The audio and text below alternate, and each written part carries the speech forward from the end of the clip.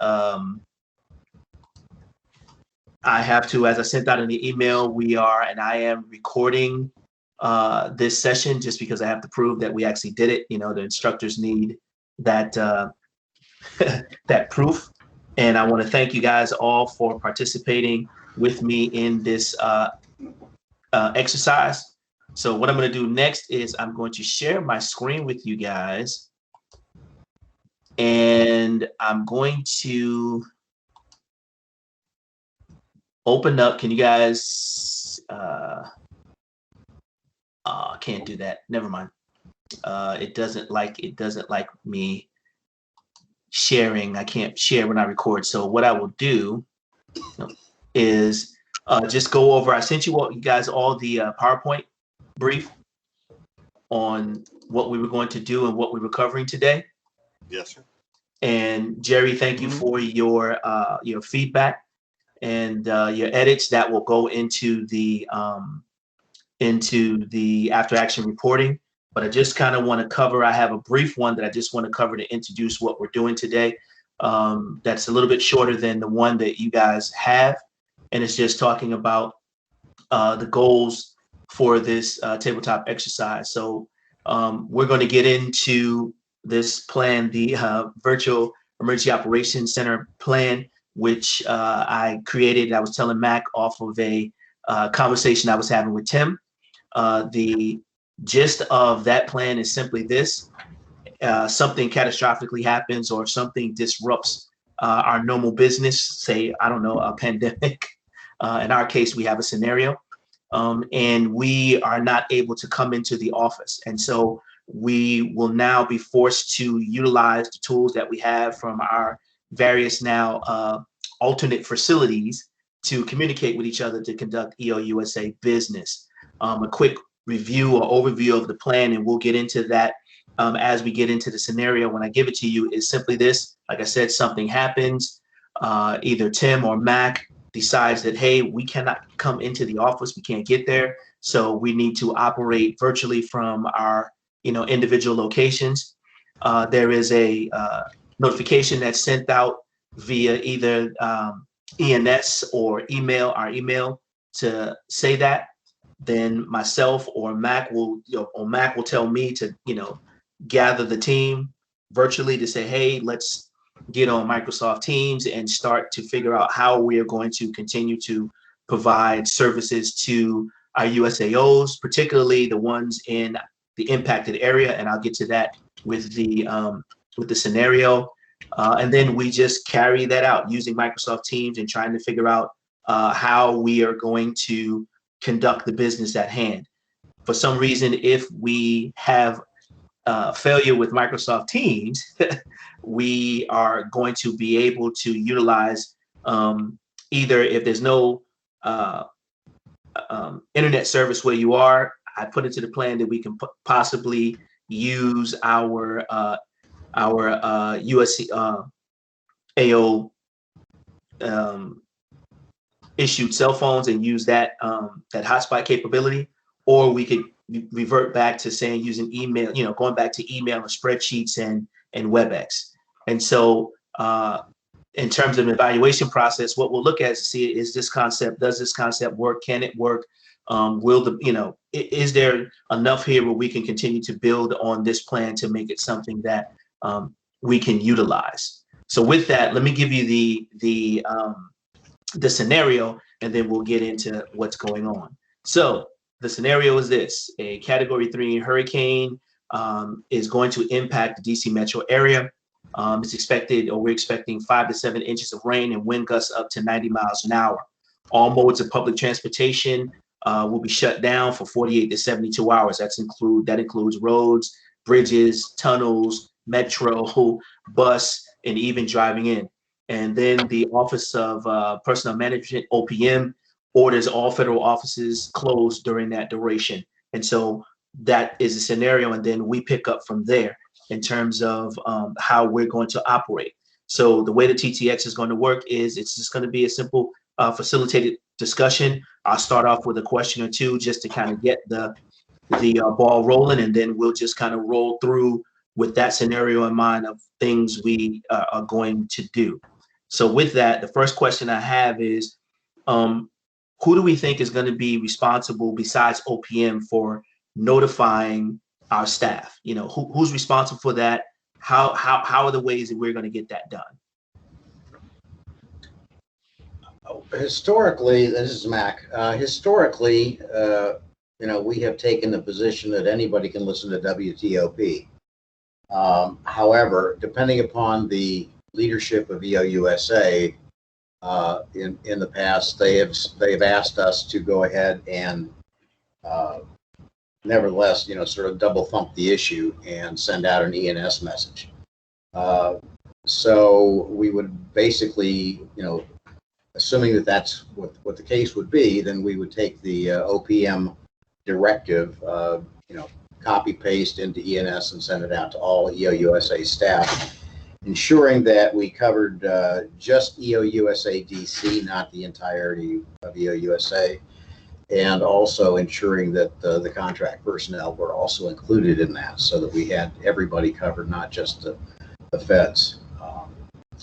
And beyond that, I don't know that we would require any additional notice.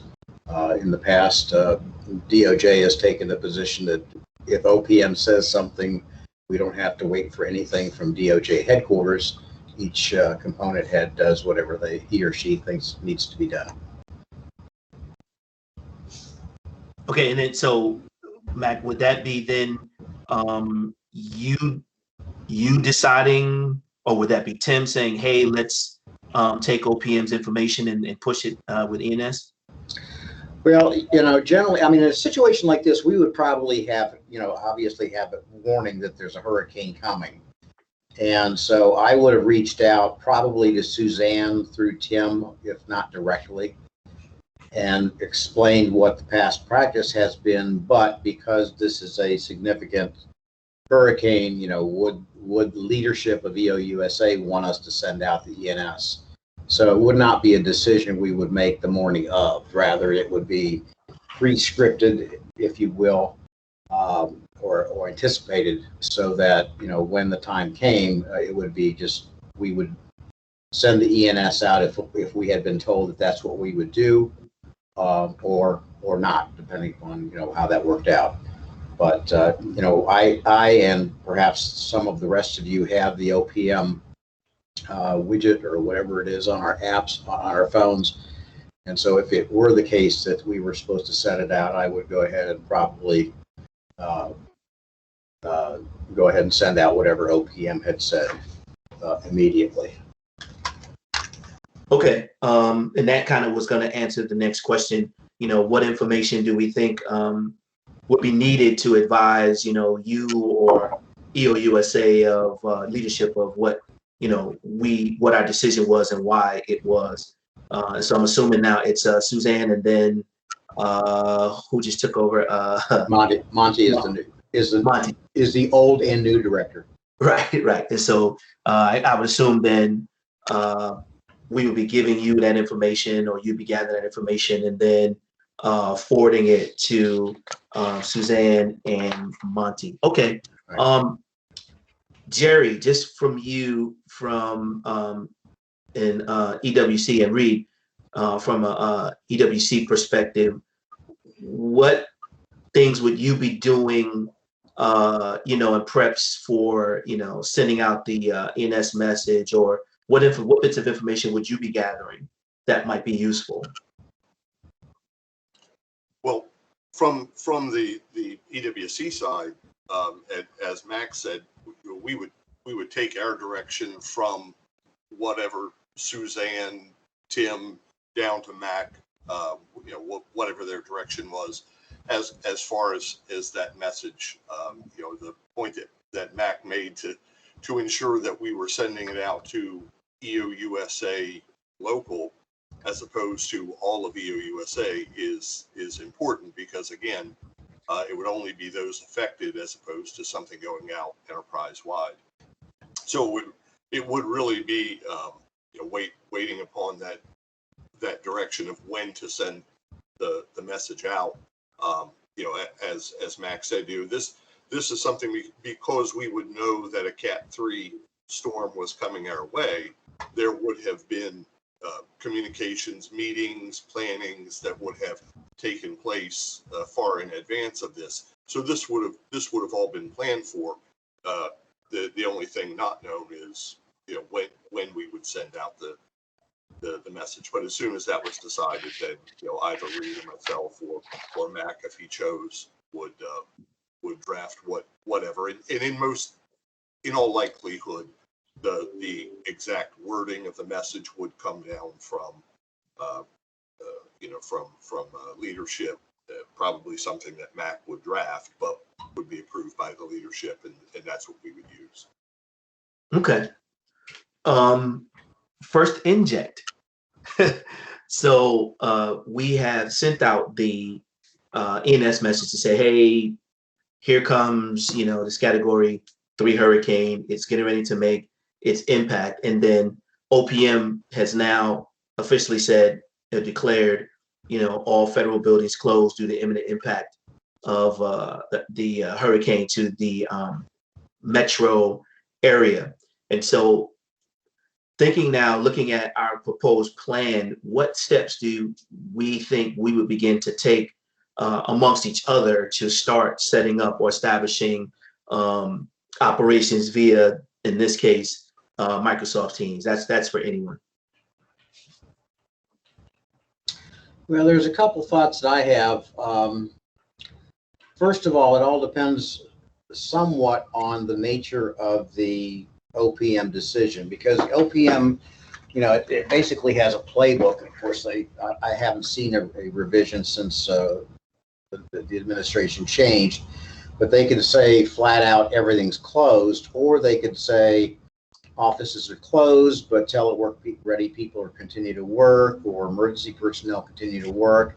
So there would be, you know, an expectation, depending upon which of those messages that went out, that we would still have people, you know, on the staff performing some functions. So that would be one part of it.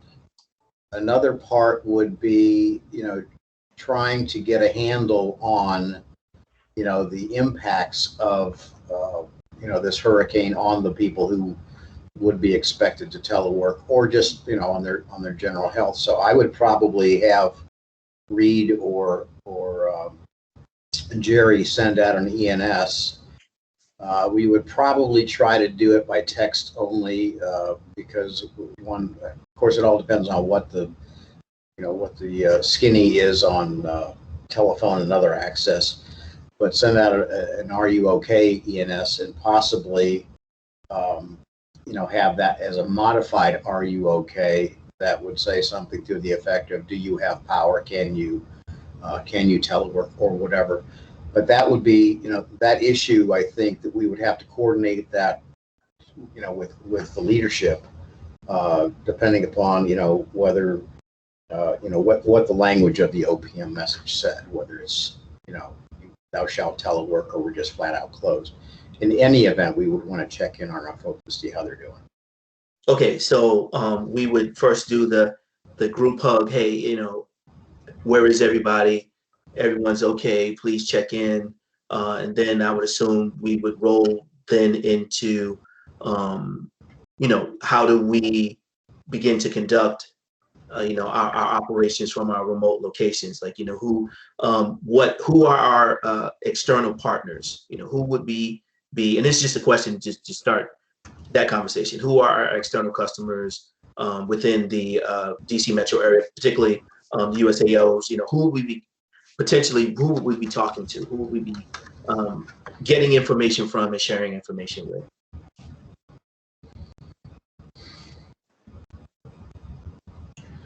Well, I have to assume that, and again, we're all geographically separated, and I don't know about anybody else, but I don't have multiple televisions that I can tune to different stations.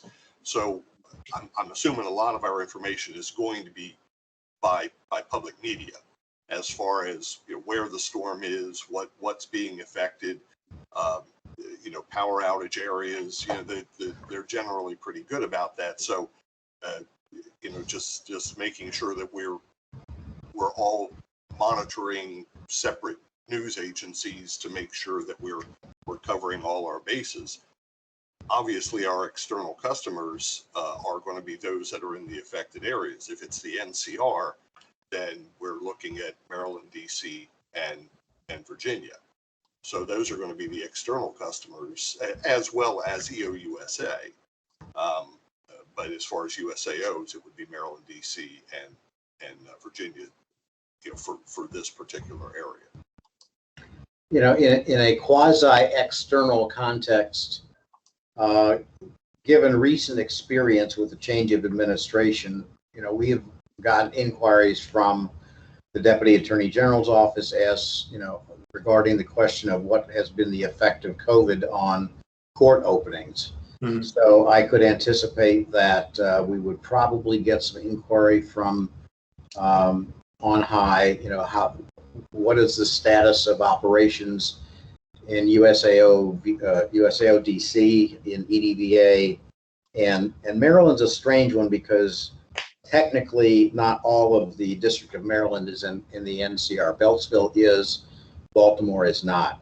But I'm sure that they would ask us what the operations of each of those is, and might ask us to reach out and check on the status of the personnel there.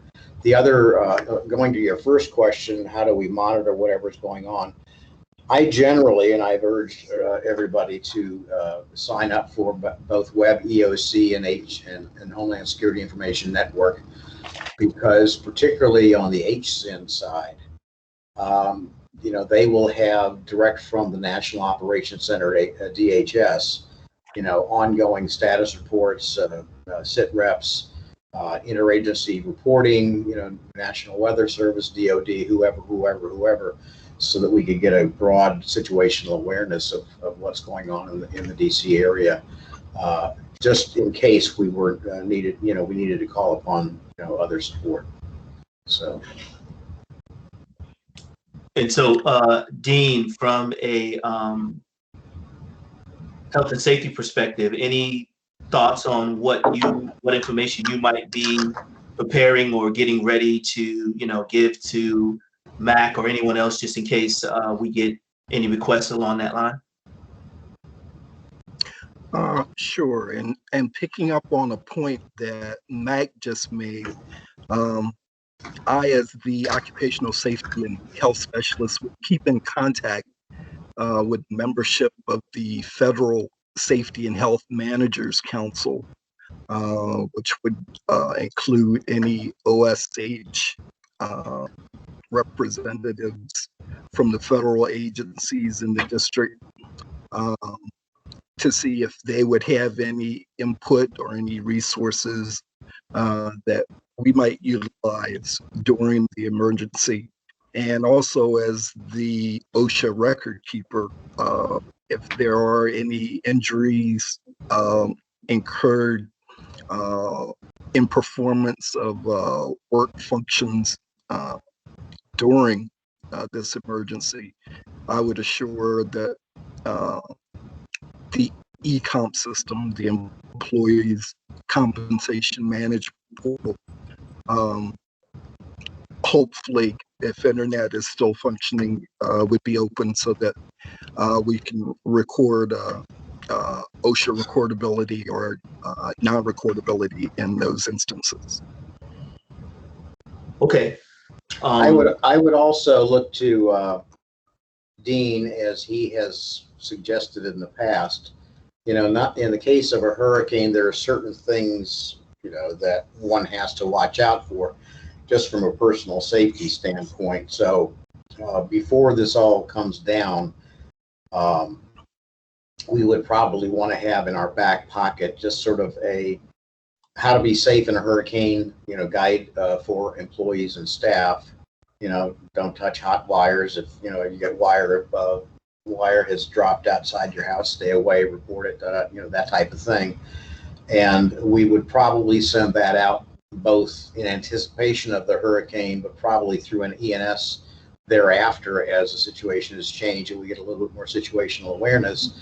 of what's actually happened. To the extent we would have to modify any of that guidance, we would then send that out too. I think that one of the failings that we have is communicating with folks during an event like this. And so the more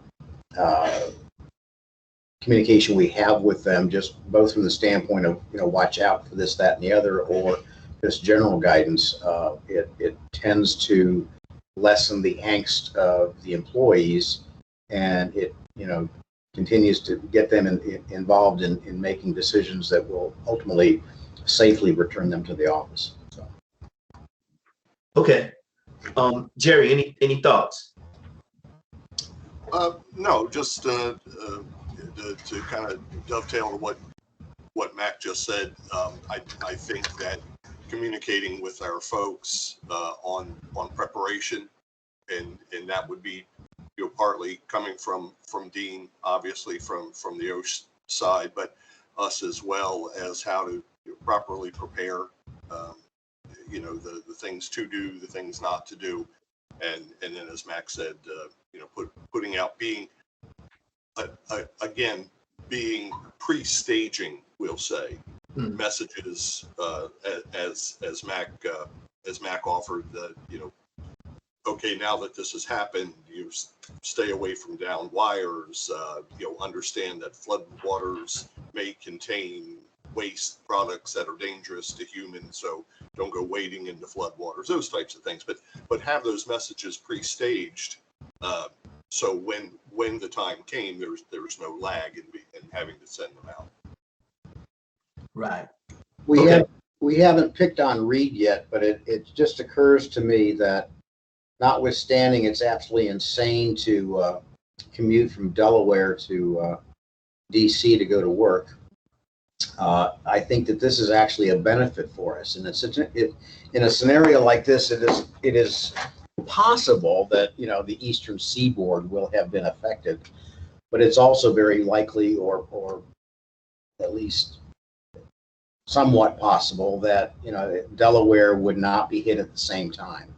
So if we had issues such that we could not, if power were out at various locations, or say the internet cells were down, or whatever it may be, then Reed, being up in Delaware, would have the advantage of having access, hopefully, to those kinds of things, where he could do the ENSs and whatnot, and we would communicate with him what the expectations might be. So he would basically sort of be in charge.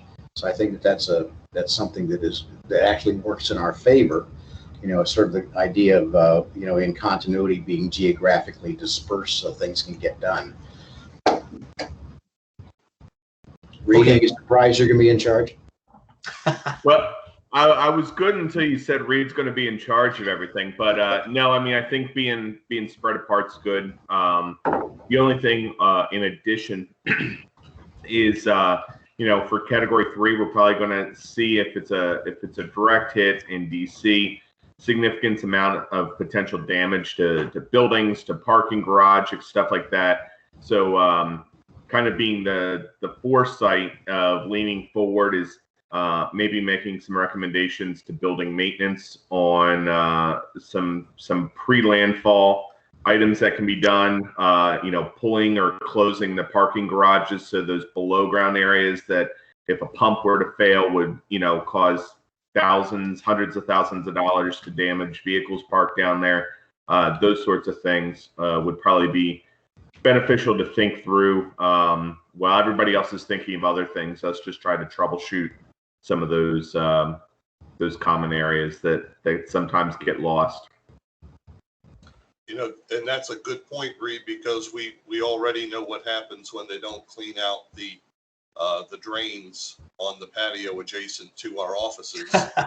So pre-warning building maintenance that they want to make sure that those are clear. And listen, we all understand you get a large volume of water, and it can bring its own debris, and often does. So it's just a matter of doing whatever that can be done. But perhaps it's sandbagging those doors, where the water was able to seep into the office. I mean, just those are the types of steps that they could take.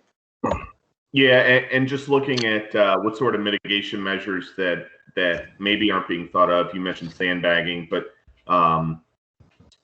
just securing the furniture on the penthouse patio, those sorts of things. Like you said, clearing out drains or putting, because there is a potential if it's catastrophic damage and we're being viewed as the heart and the hub, that we might be in that office as a potential post-incident, like we've seen elsewhere, trying to get things restarted and going. So the more mitigation measures we can take up front that might not be being thought of, the less headache on the opposite side, left a boom, right a boom, we'll have.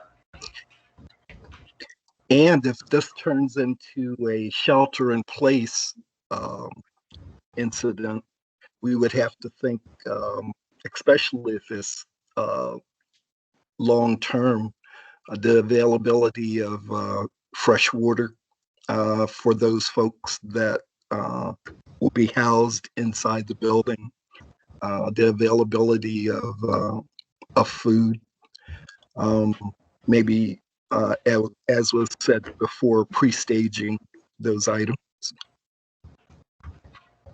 And you guys bring up a great point, and I didn't even think to add it as a facilitated question, but now that you mention it, what would that look like? Who would make the decision on, we've been talking about pre-staging, so who would make the decision on what things would go into deciding whether we would actually decide to say, hey, okay, Reed's going to be, in Delaware, I'm going to be in Stafford.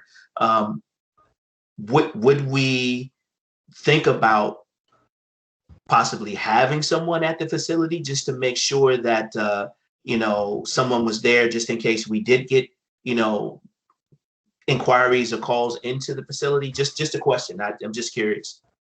Well, this is somewhat what I was thinking as part of this, not only your draft plan, but also part of the AAR, and that would be, is there an SOP, for lack of a better term, that we could come up with that would sort of lay out some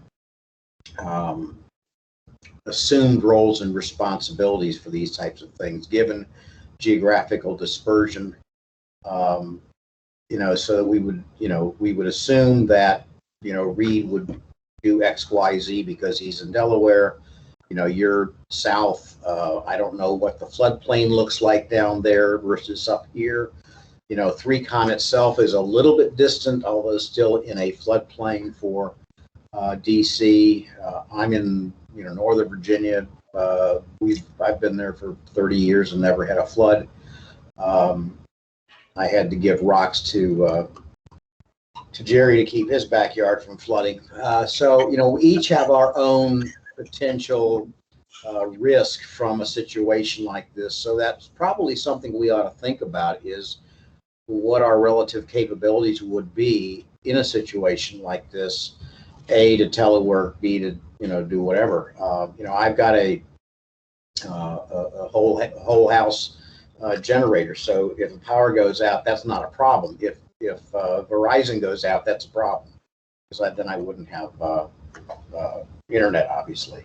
On the building itself, that sort of cuts two ways. Number one, we are not technically responsible for the building. That's a JMD facilities responsibility. That said, you all know, and we all know, that if something happens, Tim is going to insist on personally coming to the office to make sure that everything is okay. I think that, that again goes into sort of the plan. Is anybody going to be coming in? And if the decision is no, it's too dangerous, and he comes in nevertheless, he ought to at least tell us that he's going to do that, but that would have solved that issue. So I think that, part of this, the after action process for your plan, we really ought to sit down and think about how we can pre-script some things, how we can do a risk assessment so that we can identify the appropriate roles or anticipated roles of various folks, and what other things we might do in a situation like this. Okay. Just taking One last thing to kind of dovetail on that I was thinking of. I think it's important to kind of look through, do we want to do that decentralized model where we're all kind of just functioning, or is there benefit to having us all at a location? So if we knew a catastrophic event was going to be affecting the region, is there a benefit to having a conversation of, relocating to a facility outside of the affected area as a group where we know we're going to have stable communication, stable access to internet, that sort of thing? Looking at a Category 3 hurricane direct hit, probably going to be a significant impact as well as a significant period of down and recovery time. So just looking and saying, does how this look like it's going to impact? Is that going to be best for a decentralized kind of operation, or is there a benefit to having us all in a location, maybe rotating shifts? Whether it's a hotel outside of the area or a EOUSA or a district that has some space where the 8 of us can kind of recollect and work as a team. And that's an important part, because communications almost guaranteed are going to be a challenge, and figuring that out in advance is important. So yeah, I'm just taking notes here. Go ahead. The only thing that I was going to point out, we keep talking about Reed being in Delaware, and I think we've sort of all lost sight of the fact that Dean is in Salisbury, which is the Eastern Shore, and certainly closer to the coast. And if it were not a situation where it were a coastal storm where he's going to be more heavily impacted, he too, like Reed, could be that fallback position where if internet, if power, I'm like Mac, we have a whole house generator here, so power isn't an issue. But when internet goes down, if FiOS goes down, then things become trickier. But we have 2 actually. So we have Reed and we have Dean, who are so geographically distanced that we could be taken. Maryland. What's that? Dean said Maryland, but right. What I'm saying is, with Reed in Delaware and Dean in Salisbury, Maryland, they're just geographically distanced enough that we here in the close-in Maryland, D.C., Virginia area could be being swamped, and that they perhaps were not taking as hard a blow. So in that regard, with what Reed is saying, the geographic distancing that we have, the separation would work in our favor. But I understand what Reed's saying. That's one of the things that EOUSA is, in my time there anyway, has never done. They've never had a central go-to place. It's always been telework as a coop option. And going to Reed's point about everybody congregating in the same place, I was about to say the same thing Jerry just said. We have attempted over time. In fact, when I forget, it was the director before Monty. He asked me to look at options for a physical continuity location, and every single one of them turned out to be much more money than anybody was willing to spend on it. Because I think principally, he wanted it only because he was from West Virginia and he thought Martinsburg, West Virginia would be a good place to go, but there was no room in the end, seriously, and there was no funding for it. But that said, I think the other part of this that we need to consider is, what is the expectation of what our mission would be in a situation like this? We're not like, a DOD or a DHS or a State Department operations center where we're going to be deploying people to, save lives and things like that. Principally, we're a communications hub. I think we'll be asked to monitor operations in districts. Not only the ones that were affected by this, but also anything else that comes down the pike. Because if there's if there's a Cat 3 hurricane here, clearly there has probably been some damage already in maybe North Carolina and South Carolina. It might be on its way to Pennsylvania, Delaware, New York. So we would be monitoring that. And the status of the district, we would probably be continuing to assist them in whatever communications they needed.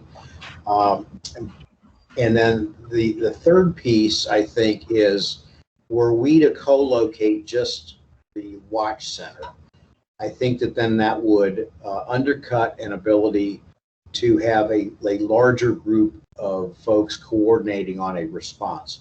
So, for example, when we have had hurricanes in Virgin Islands, Puerto Rico, Texas, whatever, there's a whole evacuation process that goes on with evacuation payments, and that needs to be coordinated with with JMD, with the resource management and planning staff, with HR. So ideally, when something like this would happen, we would bring them into the fold so we all had the same situational awareness going into a decision on how to react to something like that. If we were, separately located, just the 5 of us, 4 of us, however many of us, in one location, then that would somewhat inhibit the ability to, then have others from other staffs as necessary join the process. So I think we really ought to think about, sort of the expandability of the EOC concept and who ought to be invited to play. And Mac, I'm glad you brought that up, because that was going to be my my next kind of facilitated question with an inject. So the inject is this, just to continue along this lines, about, say a couple of hours in, we get a request from Maine DOJ that says, hey, can you guys update us every, hour, 30 minutes or hour on your situation status for USAOs that are impacted. How would we begin? Number one, what type of information do you think we would be feeding them? And then to add on to what you just talked about, I understand that it's just the 5 of us. Who would we look to say bring in to augment us to start to meet the demand for information and comms? This is a real world issue that we have faced in the past. On the one hand, the Justice Command Center and the Security Emergency Planning staff in JMD has come directly to us and asked us for status reports on affected districts. At one and the same time, and this is part of the lessons learned from previous hurricanes that I don't know has been resolved, we have 2 other inquiries coming in. One is coming in from JMD's Human Resources into our HR, asking, oh, by the way, give us the status of your people. And then we have an inquiry that comes in from DOJ facilities, or JMD facilities, asking, have you had any damage to your properties? So, it's very difficult to, to respond to 3 different requests that overlap so much. And I think that's what would be, that's why it would be prudent to, at a minimum, have FAST, HR, and RMP reps on hand, so that if something stupid like that came in the future, that we would then be able to coordinate a single response that said, here's the status of the district, their people are fine, and they don't have any damage to their buildings, all in one fell swoop, without having to have 3 different and possibly conflicting reports going back to the headquarters. And Mac, if I can add to that, and you're absolutely right, real world situations, the other issue / problem, if you want to call it that we experienced in those situations was that the U.S. attorneys or the FOUSs of the affected districts were not coming through the EWC as a central point of communication, which is the intended purpose, but going directly to the director of EOUSA, whoever it may have been at that time, and speaking to them. we lost the U.S. attorney for the Virgin Islands, wasn't it, Mac? Yeah. We had no communications. We were trying our level best. Their FAUSA was trying. The bottom line was we had no communications, had no status on her. Come to find out that she had been in communications with the director of EOUSA several times, and so these are problems that we also run into where the folks in affected districts are not. They're going to who they feel they need to communicate with, as opposed to who they should communicate through. I think we fixed that with the Virgin Islands. I can't say that for anybody else, however. But given who's in charge there now, you are absolutely correct. Yeah. No, we went through that with a fine tooth comb. Listen, I'm going to have to cut out. I've just gotten a couple more taskings from on high. So this has been very helpful, Freddie. I appreciate your putting this together. And I think it's a great idea to begin with, to have a VEOC. We've been talking about it, and now something has actually done something about it. So I appreciate that.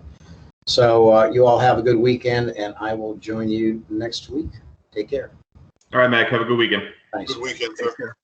All right, Mac. Thank you.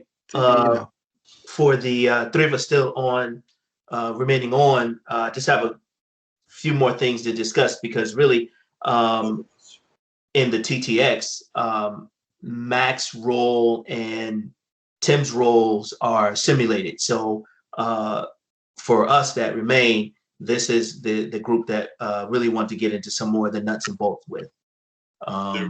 There are four of us, Freddie. I'm sorry, four. I'm sorry. I forgot. 1, 2, 3. Yeah, that would be 1, 2, 3. Me, you. Yeah, that's right. Four of us. I'm sorry.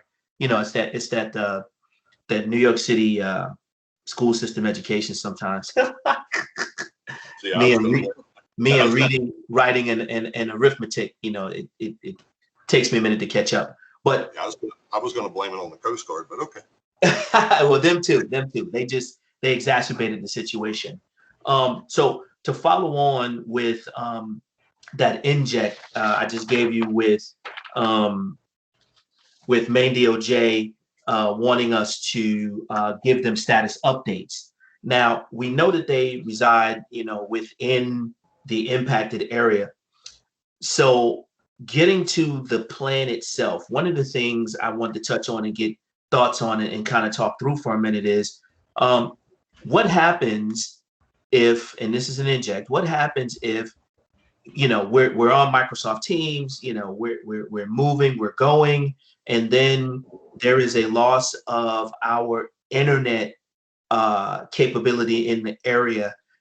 Looking at the plan, I made some suggestions, but I'm curious as to what thoughts or ideas we would have, or what would we look at to support Maine DOJ and NCC if we lost that initial swath of communications. I know the plan says that we will utilize, or we can utilize, our cell phone Wi-Fi as a hotspot, and just want to get our thoughts on that and some other conceivable ways we may be able to continue to meet the mail or answer questions from the from Maine DOJ NCC.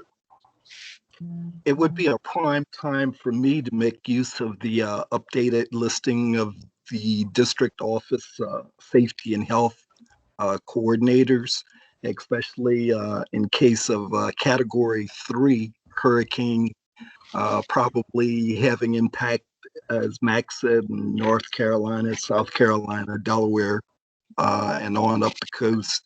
To get in touch with those folks, either via the hotspot or whatever means necessary to get real world up-to-date stats on what's happening on the ground in those areas. Okay. Jerry, your thoughts? And kind of adding on to what Dean said there, I think, we would have to utilize, we understand hotspots move more slowly.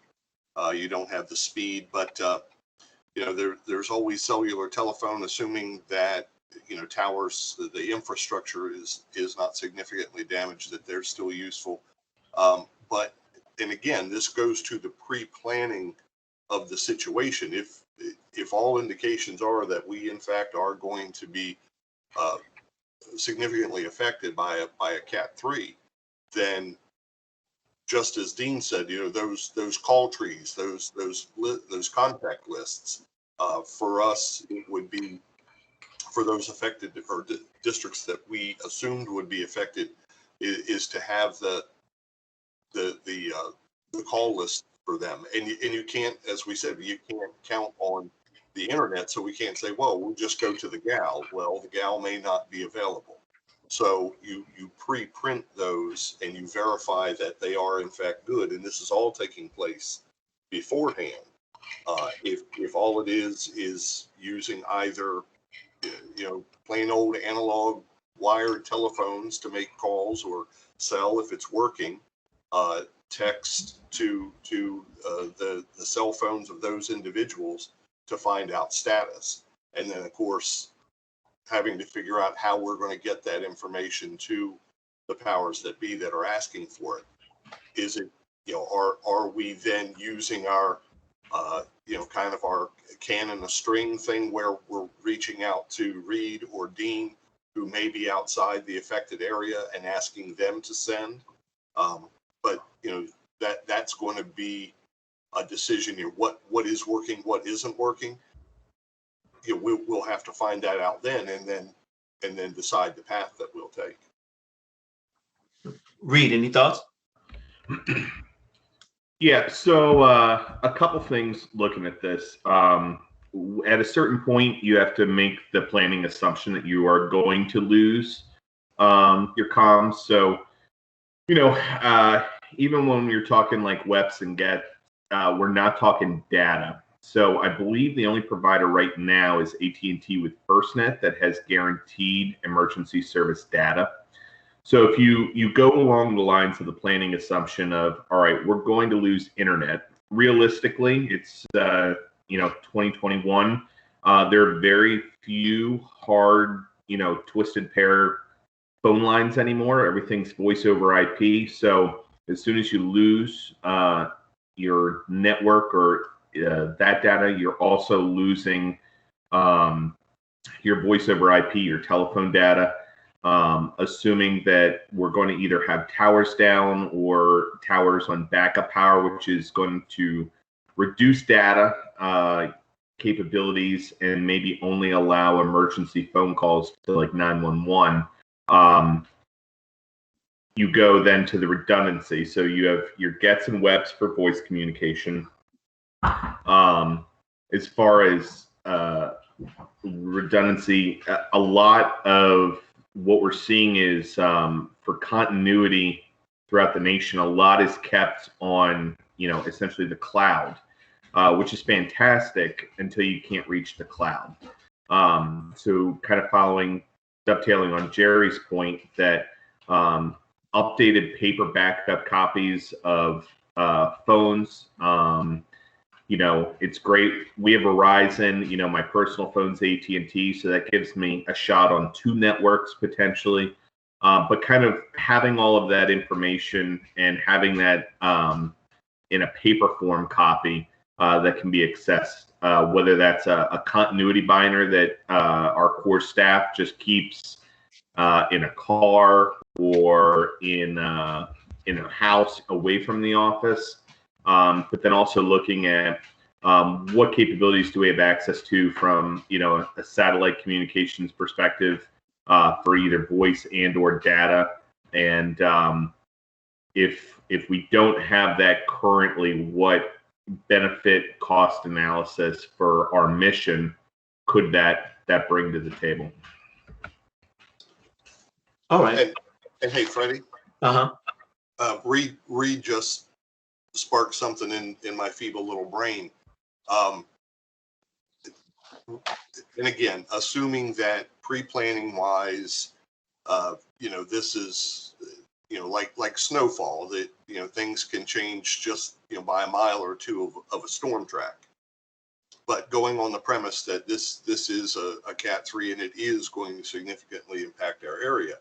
One thing that we do have that we haven't discussed in communications, at least from the voice side of things, is there are a number of sat phones that are in the storage room that now they don't have service right now attached to them, but if we knew this was coming, you know, if it was a situation where we felt very, very comfortable and confident that, you know, there was going to be an impact, those are things that through office credit cards, that service could be turned on relatively quickly, and they could be used.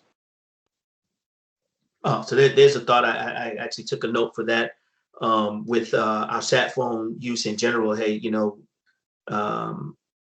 pre-testing those, you know, whenever we do, just to make sure they're ready to go when we might need them.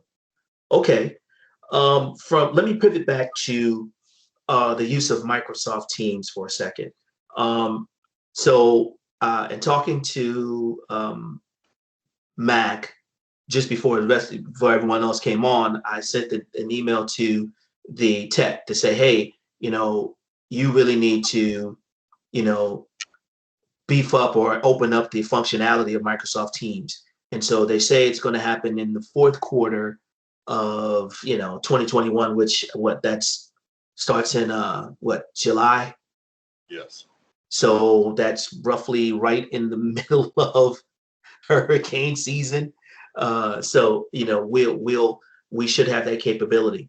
That being said, what other tools would you think we would be able to bring into this format to provide briefings and provide status updates to, at this point, if we're, you know, diversely spread out all over the place, you know, providing information to Mac. What tools do you think, or what other things do you think we can bring into Microsoft Teams? And I'll preface that by saying with Teams, we have access to all of the Microsoft tools, you know, Word, you know, PowerPoint, et cetera, et cetera. So what tools do you think we would use or bring in to help brief that information to Mac and then to Tim?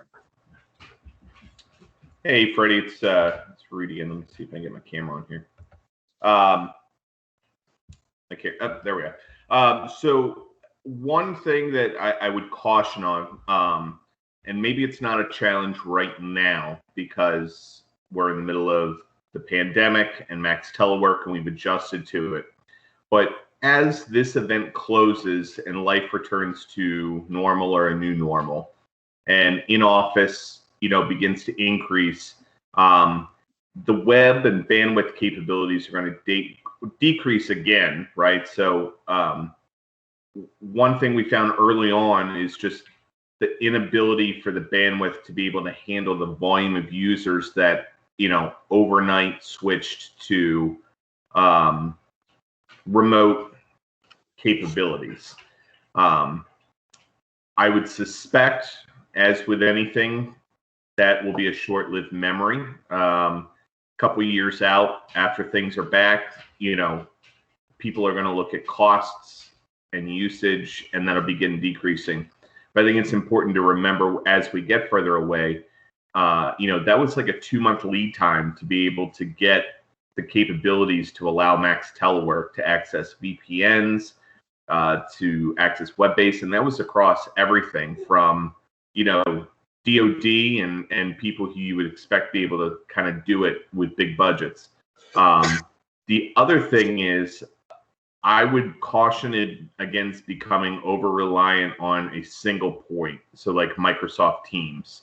On the backside, from an IT perspective, you know, where these systems are being run out of, whether it's a server room in-house, whether it's VPN connection required, whether it's all web-based, all those things are things that we should definitely talk through because, for instance, if we're all remote and have access, but the server farm that allows us to access those systems are in the affected area. Although there's redundancy built into them, if you're talking redundancy for the entire national capital region in a server farm, that's going to be a challenge. So identify a couple, using Teams as a main, but identifying some other capabilities. But two, regularly exercising or utilizing, whether that just be for a monthly team meeting, and not just with us, but across the division as a whole, making sure that if you're doing a staff meeting, you're switching between, if we're using Teams, doing Teams, if Skype's a backup, doing Skype, if there's another, different system based, doing that, just doing it on a regular basis and keeping those accounts active, but B, keeping the muscle memory of how to connect into those fresh in people's minds. Right. One thing the plan actually says we would default back to WebEx, and then, if we had to go back to email, straight up email or what have you, we do that. Skype is going away, and DOJ is also getting away from the use of Zoom. So that's a good thing. Yeah, it's not necessary. I mean, I threw out those examples because they're sitting on my desktop right in front of me. But right. Really, any platform that's secured, to be able to do that, and then just understanding how quickly those, and familiarity with those, and make sure, because the greatest plans laid in our group may realize that there's a single point of failure geographically on the host's location, right. or that the demand would go up so much that we don't have the bandwidth to utilize it properly, or just those sorts of things. So just from the technical aspect, and I'm not a tech person by any means. I know just enough to make me dangerous, but looking at that, or if that system was compromised for any other reason, what other options would we have? Right. Okay. Took a note here. And I don't know if we have these agreements in place already, but maybe we could make use of mutual aid agreements with someone like the Department of Transportation,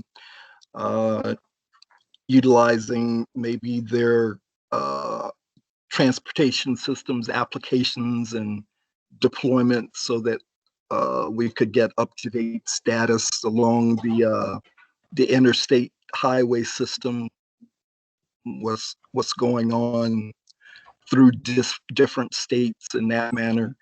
Maybe the transportation management centers, TMCs, the radio, things of that nature. I'm sure DOT probably has a larger budget than we do, if we could piggyback on those resources. And I really like Jerry's idea of the use of the sat phones also. Oh, okay. I have another thought that I'm going to come back to along those lines with you, Dean, and then with Reed's thoughts. Just had a train of thought. I wanted to pivot back to along those lines with information gathering. What tools will we have at our disposal to, again, take that information and put it into a presentable format? What will we use? Would we use Word? Would we use PowerPoint? Would we use Google Docs? What types of things like that would we use to kind of distill that information and then push it out to our partners? I understand that there were some challenges with it. I think the most, I mean, I think a situational brief that is our own product, not just a regurgitated product, but looking at leadership and saying exactly what information are you looking for, and then developing a product that can be either a combination of other open source or federal government FOUO information, along with potentially, our data. So our affected facilities, or facilities without power, or facilities with flooding, or those sorts of things. But the most important thing with that is, if we're going to do that, we have to have it on a regular time schedule, so it can be depended on as a product, with clear cutoff times for information processing to go into it, and then distribution times out. Those are two main points that are often failure points when you talk about a kind of a situation report going out. But I think there's a lot of value to that product being custom developed by our team and pushed out. It not only, from a good perspective, gives our office visibility, but it also, a lot of times we provide a lot of value that doesn't necessarily always get reflected back in the value of our office. And when you can create a product like that people depend on, it really helps with a lot of other issues down the road. All right. Sorry, Fred. No, go ahead, Jerry.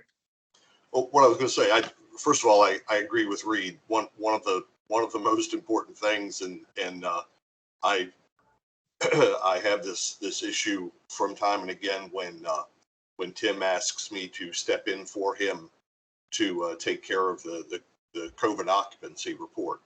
There is, while there is there's a requirement that report be provided to Suzanne Bell each day, there is no by time certain where the different components are to submit that information, and it makes it a challenge. So with what Reed said, he's absolutely right. There needs to be not just and Freddie, I know your question is, what tools would we use to do it, but or what format in which we would provide it, but there definitely needs to be a due by, and then based on that, when we would then provide by. That absolutely would need to be established. Now, looking back at last spring's civil unrest, where we kicked into 24/7 operation, and we reached out to people like Mark Roski and Matt Schoaf and some others to augment our staff to provide that 24/7 monitoring. If you'll remember correctly, the format and the way and manner in which that information was provided was given to us by leadership. Leadership decided this is the information that we want. Right. Here is a fillable spreadsheet that we're going to use. It was I'm assuming it was an Adobe product, and I imagine that whatever information they were asking of us to gather and provide, they're probably going to have an idea of what format they wanted in. Now, having said that, we all know Mac well enough to know that man is a form graph. He is a creator of things. So if they left it to us, I would imagine that Mac would probably develop some delivery vehicle, how it was going to be recorded and logged, and in what way and manner. But as I said, I think what you're looking at is probably Microsoft Office products that we're going to be using, Adobe Acrobat, and as well as oh Lord, I lost my brain on the graphing and table. Excel and thank you. Yeah. Good Lord, I lost my mind there for a minute. So I think that's probably how the way or the manner in which it would be gathered, because again, they're going to want, as Reed said, damage to offices, what district, what offices, and again, we're going to be, are we merely going to be the clearinghouse for it? Is it like the civil unrest where the information was just sent to us and then we compiled it and then provided, well, at one point, Freddie, if you remember, you and Dean, we were providing hourly updates, right. And then it went to 4 hours, and then it went to, what was it, 6 a.m. and 6 p.m. I think it was. And so, it really depends on what the leadership is asking for and, how frequent the reporting.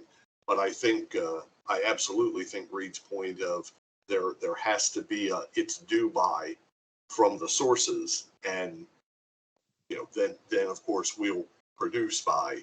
I think those two things would have to be established, otherwise it's going to just be chaos. Okay. Going back to, I said Dean spurred a thought, and I just want to throw this out there just for a thought, and then just get some feedback back. There may be a couple of instances where we have to look at going secure for, there may be some classified information that may be needed to be, passed. Just curious, has that ever happened? And if so, how will we even look at maybe, that scenario in this case? How would we, get that secure information from point A to point B? In this case, we're dealing just with the NCC or Maine DOJ. Well, we have the capability of sending encrypted email, assuming that was working. Beyond that, if you're talking about secure information, and I don't know in what circumstance when we're talking about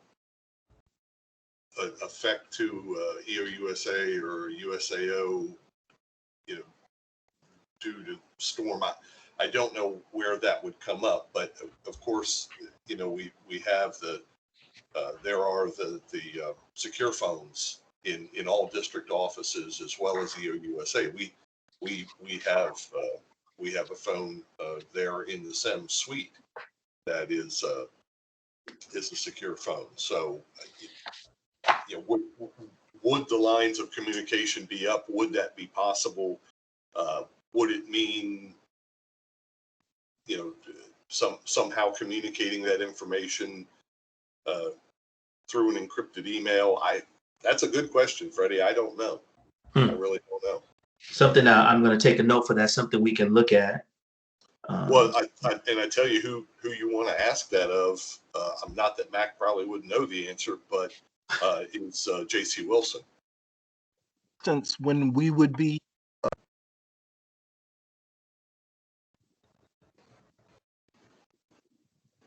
Okay, go ahead, Dean. We lost you for a second.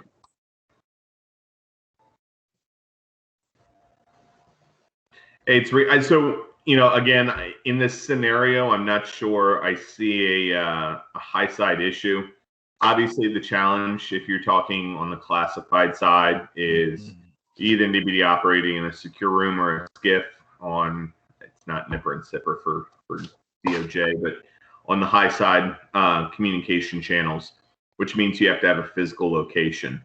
And I guess what it kind of comes back down to at that point is, and leading back to what we talked about is, if we're talking classified material, which I'm not sure kind of plays into this scenario, then we really have to look at a physical relocation of a person who would need to access that, where they would have access to a SCIF or a secure room. But outside of that, the other thing would just be, you know, does the information that's classified truly, you know, need to be shared, or can we, not us declassify it, but can we do our planning around it in a way where planning actions can be executed on the low side, and maybe, you know, people just don't understand why it's happening.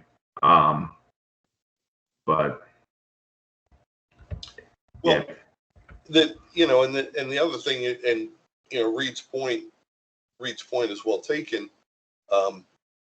Again, assuming we're all geographically spread out, you need a secure room or a secure location, a SCIF or a USAO that had, you know, power and telephone capabilities, that had a ST phone.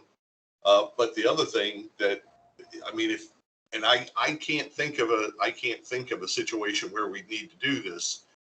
However, if the roads were open and Mac were able, he can always go to the place that doesn't exist, and that's a secure, that's an entirely secure facility. So if something like that had to happen, and it would not be one of us contractors that would be doing it. It would, I'm sure it would be an employee and not a contractor.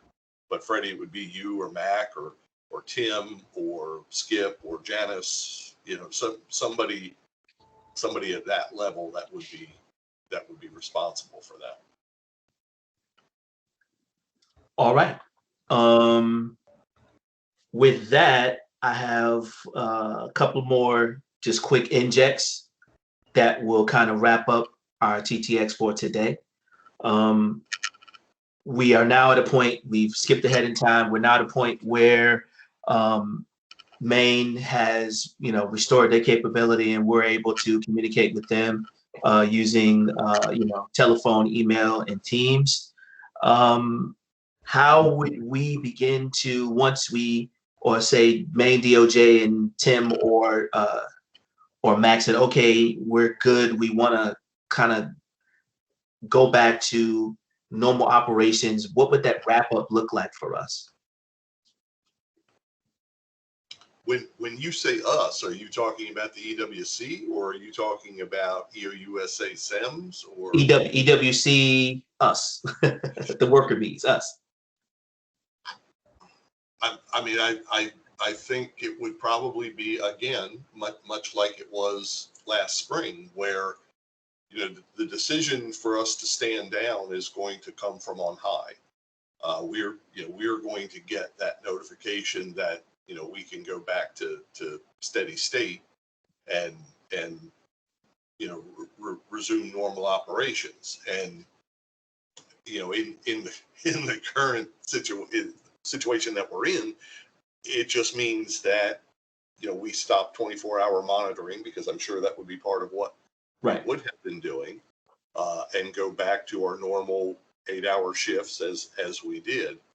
And you know, there would, I have no doubt, be a hot wash of lessons learned that we would go through on how it worked, and a document like we had to for the civil unrest that would be produced for, you know, for leadership to review and hopefully, you know, learn from.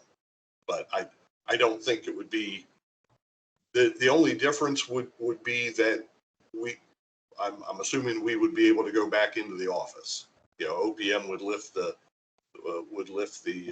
closure, and you know, we could go back to working out of the office, you know, when needed. Okay. Any other thoughts? And even then we would have to get some okay as to the structural integrity of the offices. Probably from GSA would be down through the powers that we would have to get those okays from the different that were affected by the hurricane.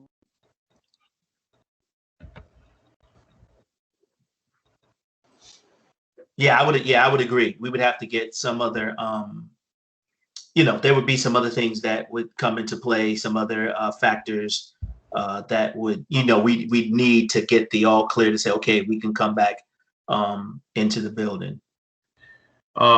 It's Reed. So just a couple quick points that I'm thinking of. So just because we're leaving response, we still have that recovery mission. And a lot of times I always look at like the EOUSA and emergency managers in these positions anywhere as really trying to guide leadership to know what they don't know. And, when we talk about recovery, so whether it's, damage recovery, we could be time tracking if things are reimbursable, or figuring out if that's a reimbursable item. Leadership may still want to know progress of damage repairs or tiered reopening status, stuff like that. But also another one that really goes in the wayside, and it may not be our mission to run it, but it might be our mission to make sure it's brought to the forefront, is when we talk about employee wellness and what does it look like from a psychological perspective. If people have lost their houses, what does it look like for staff who may have total losses, who have to rebuild, or who are mucking out their first floor along the Potomac because of flooding. Things like that, things that sometimes could get lost. Our staff, do staff really have power and clean water when they're in the office, but not at home because their home's pretty much been destroyed, or they're living out of a hotel room with their family and their pets? So just being able to look at, and it may be more from Dean's side, of resources that are available, or making recommendations for things that can occur to ease the staff recovery. Because if your staff aren't focused on their job, right, if they're stressed and they're focused on their own personal recovery with no assistance, it's easier to provide that assistance and get them back to a point where they can get refocused on their job, and we can kind of get back to the mission as normal. Okay. No, and Reed brings up a very good point. Now, we have to assume, and Yeah, that I can tell you from my perspective on the contract side, and I know how Mac feels about this from the federal side. Obviously, part of what we would be doing would be checking on our folks and finding out what their status is, and if anybody suffered any loss or damage, any injuries. But then, as Reed said, and rightly so, and this happened during 9/11. You had law enforcement and first responders who basically left their posts to go home and ensure that their families were safe. And this is going to happen in any type of a catastrophic incident. Folks are going to be concerned about home and hearth, and it's understandable. So absolutely, yes, we would have to make sure that folks are okay to the extent that we can. Of course, federal employees would have one avenue of options available to them, where contractors obviously would have another. But to the extent that we could, we would have to make sure that we are effectively communicating, as Max said, through the incident, so as to try to alleviate as much anxiety as possible, as well as after. Because again, you can tell people, hey, the office is okay and we have power and water. Y'all can come on back now. But as Reed said, if they are concerned about, well, I've got 2 feet of water in my basement, or my living room is now a pool, they have other things on their minds. Mm-hmm. So we would have to be cognizant of that, and be able to correctly deal with that and offer whatever assistance, if any, we could.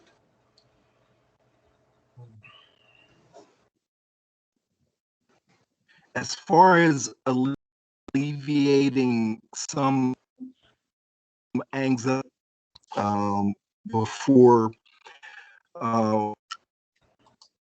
we wanted to make sure that employees had the product. They have professionals, especially set up to counsel employees on those issues. So we made sure that those telephone numbers were available to the federal employees.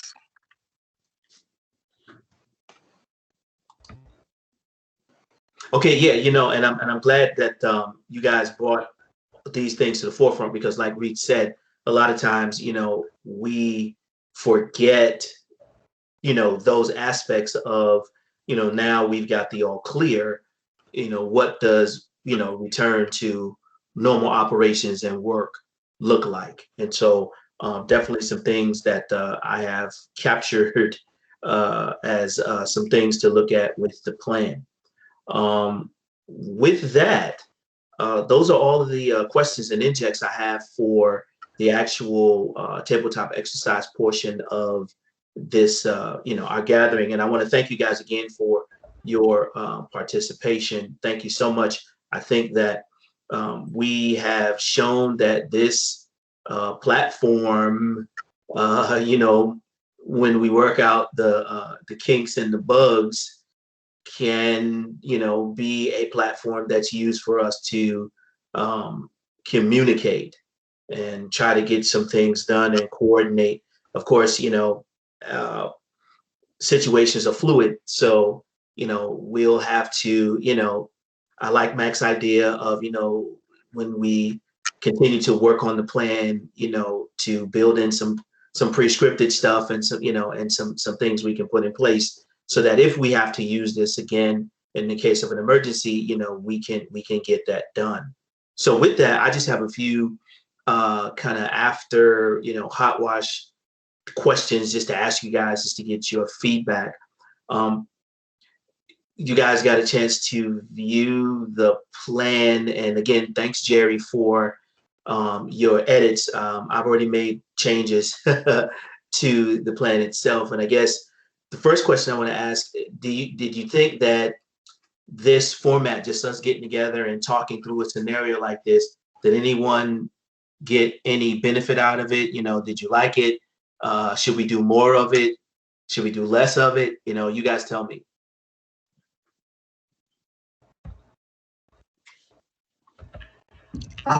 I think these are I always thought it was beneficial. very beneficial, kind of makes me think out of the box.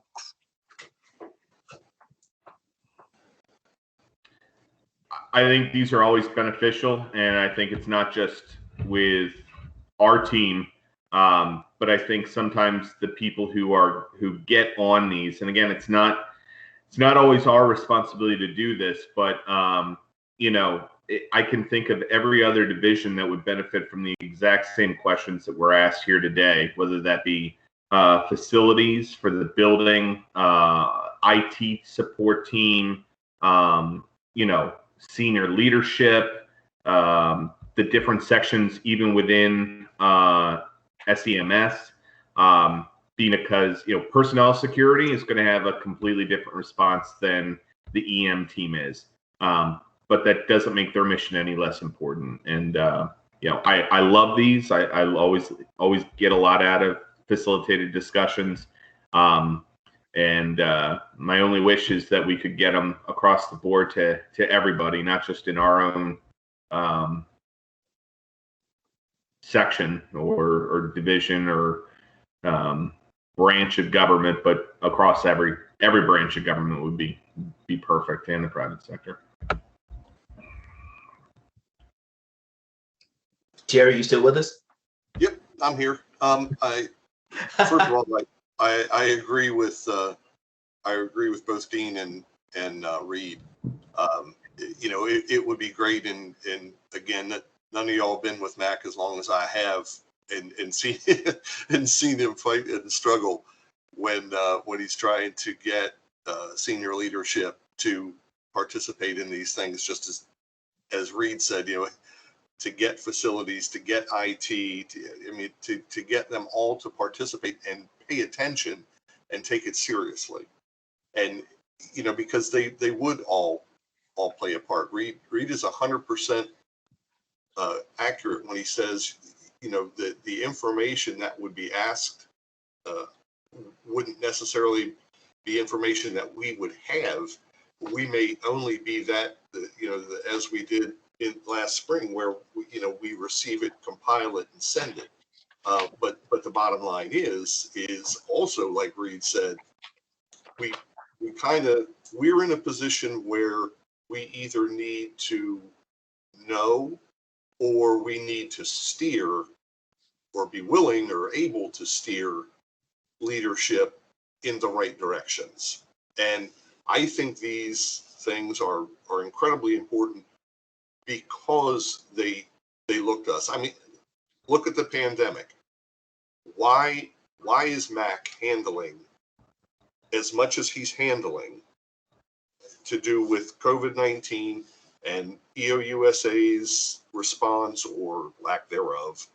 Or, you know, why is it falling on him? Well, it's probably because he's one of the smartest people in all of EOUSA.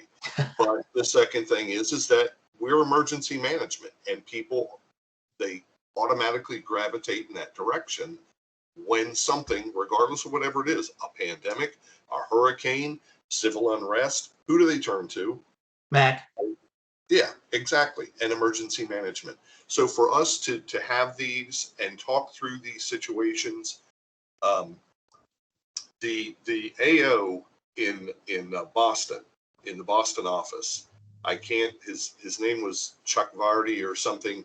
Mac knew him well. And I remember after the Boston bombing, after all the dust had settled and everything, and Mac reached out to him, and they were talking about the USAO's response. Of course, obviously, that became a federal crime. It was terrorism.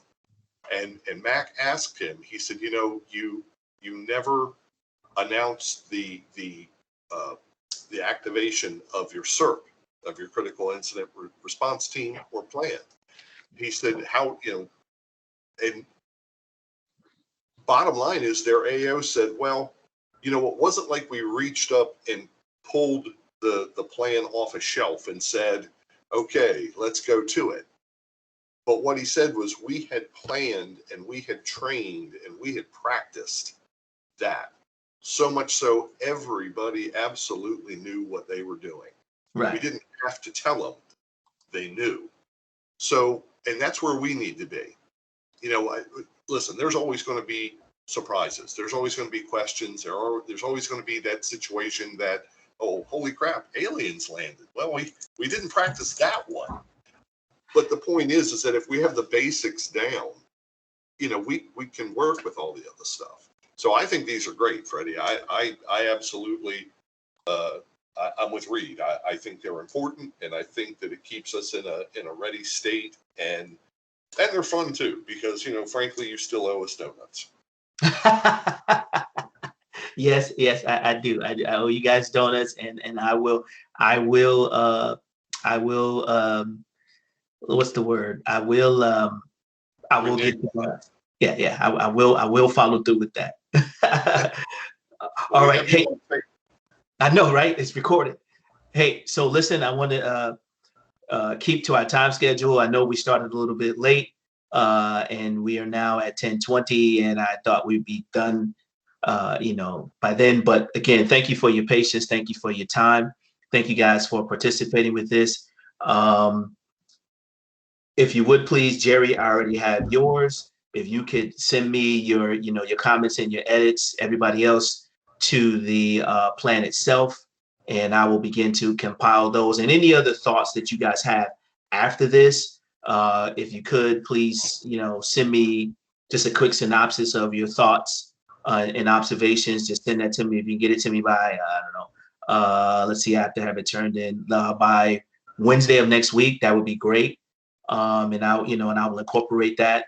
And if I have any follow-up questions for anyone, of course, you'll see me in the office and I'll ask. But again, I want to thank you guys so much for your time and your participation. You've helped me out tremendously, and I think that we have like you said, like you told me the other day, Jerry, I think with the plan, we have a nice skeleton that we can begin to really, really work on and put some meat on the bones to, have something that we can, divert to or go to, say if we have another continuity event. So again, thank you so much for your time. I greatly appreciate it. And I will see you guys in the office probably next week. Dean, don't know when you're going to be in the office, but when you're in the office, I'll probably be there and I'll see you. Not a problem, Freddie. Happy to help. All right. Thank you guys so much. I greatly appreciate it. Take care, pal. All right. Have a great weekend. All right. You too.